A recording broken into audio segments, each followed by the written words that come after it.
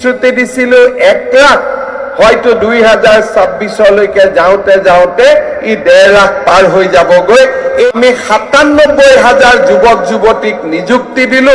আৰু অকল নিযুক্তি দিয়াই নহয় নিযুক্তিৰ নামত থকা দালালিৰ বজাৰখনো আমি সদায়ৰ কাৰণে নোহোৱা কৰি পেলালো আজি বিপুৰীয়া সমষ্টিত 700-800 লৰাই চৰকাৰী চাকৰি পাইছে এটকাও ঘোষ দিবলগীয়া হোৱা নাই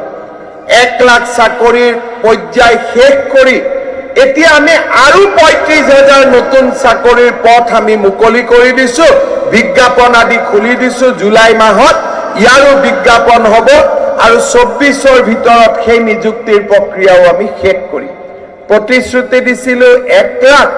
হয়তো 2026লৈকে যাওঁতে যাওঁতে ই 1.5 লাখ পাৰ হৈ যাবগৈ এই ধৰণে আজি আমি অসমখনক সজাই পৰাই